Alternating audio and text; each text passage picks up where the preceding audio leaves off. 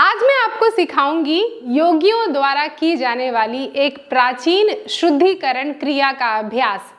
इस शुद्धिकरण की क्रिया से हमारी जो लार्ज इंटेस्टाइन है, बड़ी आंत है, उसमें छुपा हुआ, रुका हुआ, सालों पुराना जो मल है, इसको निकालने में मदद मिलती है। तो इस क्रिया का नाम है, इस धावती का नाम है, क्लिंजिंग टेक्निक का नाम है वारिसार क्रिया, या इसको शंख प्रक्षालन के नाम से भी जानते हैं। इसकी जो टेक्निक है, इसको स्टेप बाय स्टेप सीखेंगे, लाभ क्या है और सावधानियां क्या हैं इसको जानेंगे, कब करना है, कितना करना है, ये सारी की सारी जानकारियां आज आपको इस वीडियो में देखने के लिए मिलेंगी। इसीलिए वीडियो को शुरू से अंत तक देखिएगा ताकि आप कोई भी जानकारी मिस ना करें। अगर चैनल में नए आए हैं तो चैनल को सब्सक्राइब करके इस परिवार का अटूट हिस्सा बन जाइएगा, और अगर आपने नीचे घंटी का निशान दबा लिया तो मेरी वीडियो के नोटिफिकेशन आपको मिलते रहेंगे और आप मेरी कोई भी वीडियोस मिस नहीं करेंगे। नमस्कार दोस्तों, मैं शहीदा आप सभी का स्वागत करती हूँ आपके अपने YouTube channel yoga with Shahida में। दोस्तों, कैसे हैं आप सभी? सबसे पहले जान लेते हैं शंख प्रक्षालन का अभ्यास अगर आप करते हैं तो इससे मिलने वाले जो मुख्य लाभ हैं वो क्या हैं। इससे आपकी आंतों की साफ सफाई होगी, विषैले पदार्थ जो हैं वो बाहर मल के द्वारा निकल जाएंगे, आपकी जो लार्ज इंटेस्टाइन है वो और अच्छी तरीके से काम करेगी, जिससे कि आंतों में जो संकुचन होता है, जिसकी वजह से खाना जब बड़ी आंत में जाता है तो वो कैसे इस संकुचन के कारण आगे बढ़ता है वो बेहतर होगा। आपके गट का हेल्थ बेहतर होगा, गट का माइंड के साथ कम्युनिकेशन जो है वो बेहतर होगा। पुरानी से पुरानी कब्ज, गैस की समस्या, खट्टी डकारे आना, इंडाइजेशन की समस्या, ये तो आप भूल ही जाएंगे। इसके अलावा इस अभ्यास को करने से आपकी जठर अग्नि जो है वो भी मजबूत होगी, पाचन तंत्र तो बढ़िया होता है। इसके अलावा इस अभ्यास को करने से आपके रोग से लड़ने की क्षमता जो है वो बेहतर हो जाती है। अगर आप बहुत जल्दी बीमार हो जाते हैं तो वो नहीं होंगे। शंख प्रक्षालन का अभ्यास किनको नहीं करना चाहिए? अगर आपकी आंतों में ऑलरेडी सूजन है, पेट में कोई सर्जरी हुई है, पीठ में कोई सर्जरी हुई है तो इसका अभ्यास ना करें। और अगर आपका ब्लड प्रेशर भी बढ़ा है, या आपने गर्भ धारण कर लिया है, या पीरियड्स के दौरान है, तो भी इसका अभ्यास बिल्कुल आपको नहीं करना चाहिए। शंख प्रक्षालन का अभ्यास जब आप करते हैं तो आपकी आंतें जो है ना, लगभग इनकी जो लंबाई है ये 22 फुट होती है। अब आप सोचिए, ये 22 फुट लंबाई की जो आंतें हैं इतनी सी जगह में, संकुचित जगह में कैसे दबी हुई पड़ी होती हैं। और जब भी आप कोई खाना खाते हैं तो कहीं ना कहीं तो कुछ ना कुछ खाने के जो कण हैं वो अटक जाते हैं। और ये प्रक्रिया आप जन्मों से, जब से आपने जन्म लिया है तब से ये आंतें आपकी काम कर रही है। तो इसकी साफ सफाई हम करेंगे, और इसके लिए कुछ फैंसी इक्विपमेंट्स की ज़रूरत भी नहीं होगी। आपको सिर्फ आपके किचन में रखा हुआ सादा नमक की ज़रूरत होगी और एक पानी की ज़रूरत होगी, लगभग 8 से 10 ग्लास पानी की ज़रूरत होगी। तो आप बस इनको तैयार रखिए और शुरुआत करें। तो शंख प्रक्षालन का अभ्यास करने के लिए हमें कम से कम 6 से 8 ग्लास पानी की ज़रूरत होगी, 1 ग्लास की ज़रूरत होगी, और कम से कम 2 से 3 चम्मच नमक की ज़रूरत होगी। इस नमक को हम क्या करेंगे, इस पानी में मिलाना शुरू करेंगे।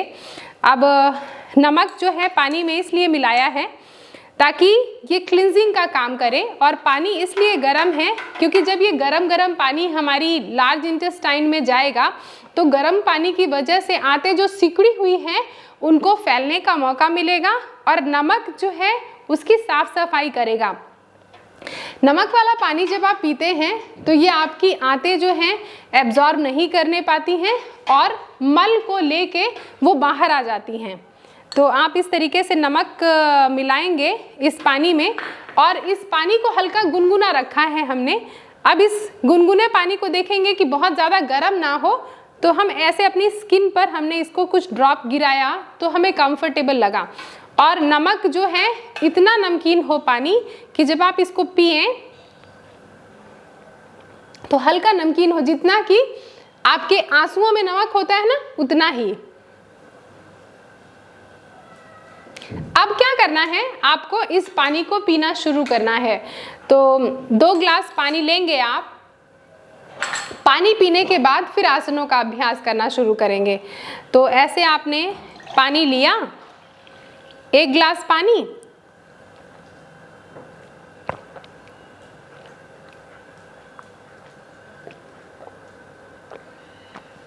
और दूसरा ग्लास पानी।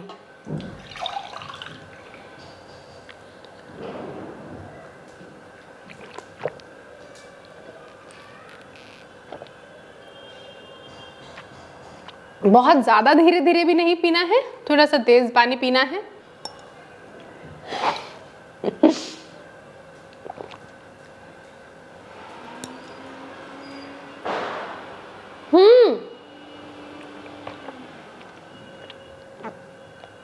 अब पानी पीने के बाद आप क्या करेंगे, आराम से खड़े हो जाएंगे और उसके बाद फिर आप आसनों का अभ्यास करना शुरू करेंगे। तो अब हम करेंगे उन आसनों का अभ्यास जो कि संघ प्रक्षालन में आपको मदद करेंगे। तो आप सबसे पहले करेंगे ताड़ासन का अभ्यास और हर एक आसन को आपको 8-8 बार रिपीट करना है। तो ताड़ासन का अभ्यास करने के लिए दोनों पैरों के बीच में लगभग 1 फुट का फासला रख सकते हैं, या कि दोनों कमर जितना फासला रखें। उंगलियों को फंसाएं, इनको सर के ऊपर रखें और फिर उसके बाद सांस लेते हुए दोनों हाथों को ऐसे छत की तरफ खींचें, ऐसे ऐसे ऐसे ऐसे ऐसे एड़ी को उठाएं और सांस छोड़ते हुए एड़ी डाउन, ऐसा। इससे क्या हो, तो आंतें जो है वो आपकी आंतें जो है बहुत अच्छी तरीके से खींचेंगी। सांस लिया और सांस को छोड़ दिया, सांस लिया और सांस को छोड़ दिया। इस तरीके से आप अभ्यास करेंगे संघ प्रक्षालन का। 8 बार हर एक आसन को रिपीट करना है और इस प्रैक्टिस को कम से कम आपको 6 ग्लास पानी पी के कंप्लीट करना है। तो पहले अभी 2 ग्लास पानी पिया, 8 बार जो 5 आसन बताऊंगी उनको करना है और फिर उसके बाद फिर से दोबारा रिपीट करना है, 3 बार रिपीट करना है और 3 बार रिपीट करने के बाद फिर आपको वॉशरूम जाना है और वॉशरूम जाने के बाद फिर आपको आपका जो स्टूल है उसको पास करना है। दूसरे आसन का अभ्यास जिसका नाम है तिर्यक ताड़ासन, इसको करते हुए आप दोनों पैरों के बीच में कम से कम 2 से 2.5 फुट का फासला रख लें, ऐसा। और फिर उसके बाद वापस से सर के ऊपर रखें, सांस लें ऐसा और सांस छोड़ें, बेंड राइट, सांस लें और सांस छोड़ें, बेंड लेफ्ट। इसको भी 8 बार रिपीट करना है, राइट एंड लेफ्ट, ऐसा, सांस छोड़ते हुए ऐसा। सांस लें और सांस छोड़ें, सांस लें और सांस छोड़ें, सांस लें और सांस छोड़ें। पूरी आंतें जो है आप देखिए साइड से खींच रही है। ताड़ासन करके ऊपर की तरफ, अब तिर्यक ताड़ासन करके साइड बाय साइड इस तरीके से, ऐसा। जो तीसरा अभ्यास है इसका नाम है कटी चक्रासन। इसके अभ्यास के लिए दोनों पैरों के बीच में कम से कम 2 फुट का फासला रखें, दोनों हाथों को टी की पोजीशन पे लेके आए, सांस लें और सांस छोड़ते हुए पीछे ऐसे देखें, सांस लें और सांस छोड़ें पीछे, सांस लें और सांस छोड़ें पीछे, ऐसे देखें। एक बार पीछे से देखिए, सांस लीजिए ऐसा, ऐसा ट्विस्ट करना है पूरा। तो इस ट्विस्टिंग से क्या होगा कि ये आंतों की साफ सफाई करेगी, पानी धीरे धीरे आपकी आंतों पे जाएगा, नमक वाला पानी, तो वो करेगा क्लींजिंग इस तरीके से, ऐसा ऐसा ऐसा। तो 3 आसनों का अभ्यास, ताड़ासन, तिर्यक ताड़ासन, कटी चक्रासन, खड़े होके 2 आसनों का अभ्यास अब हम मैट पर बैठकर और लेटकर करेंगे। इन 3 आसनों के अभ्यास के बाद अब चौथा आसन जो है वो आराम से लेटकर करेंगे। तो आराम से ऐसे पेट के बल ऐसे आपको लेट जाना है अपनी योगा मैट पर और फिर लेटने के बाद आपको क्या करना है, पैरों को अलग कर लेना है, ऐसा। तिर्यक भुजंग आसन का अभ्यास करेंगे। अपने टो को बाहर की तरफ लेके जाएंगे, दोनों हाथों को छाती के साइड में रखेंगे, हेड को डाउन कर लेंगे, सांस लेंगे और अपने राइट कंधे से लेफ्ट एड़ी को देखेंगे ऐसे और सांस को छोड़ देंगे, सांस लेंगे, पीछे देखेंगे और सांस को छोड़ देंगे। 8 बार अभ्यास करेंगे। 2, पीछे देखेंगे, छोड़ देंगे, पीछे देखेंगे, छोड़ देंगे, 3,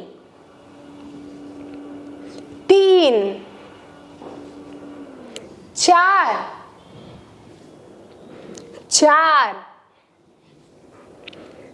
5, 6,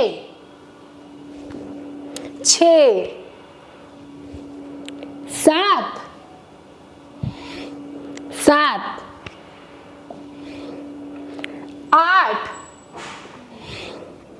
और 8। तो इससे पेट को बहुत अच्छी आपके मिल गई है मसाज। अब जब इसका अभ्यास कर लें आराम से लेटकर तिर्यक भुजंग आसन का, तो अगला अभ्यास जो आखिरी अभ्यास है इसका नाम है उदराकर्षणासन। इसका अभ्यास कैसे करेंगे? बहुत सिंपल है। अपनी योगा मैट पर आपको इस तरीके से ऐसे बैठना है, इस तरीके से स्क्वाटिंग पोजीशन पे। दोनों हाथों को ऐसे घुटने के ऊपर रखना है और घुटनों को अलग करना है। अपने दाहिने हाथ को दाहिने घुटने पर, बाएं हाथ दाहिने घुटने पर रखा और घुटनों को ऐसे ड्रॉप करना है, राइट घुटने को लेफ्ट टो की तरफ ऐसे, और पीछे देखना है ऐसे।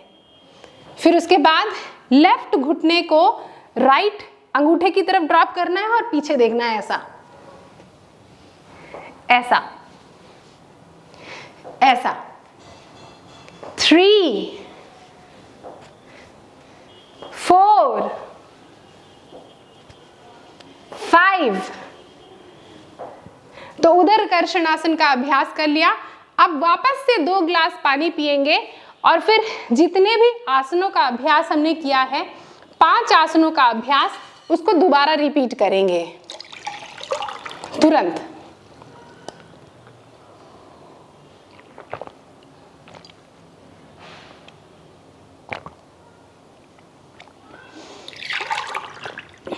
ऐसा ना हो कि आप पानी पी लें और फिर इधर उधर घूमने चले जाएं, या एक राउंड कर लें फिर इधर उधर घूमने चले जाएं, ऐसा ना हो।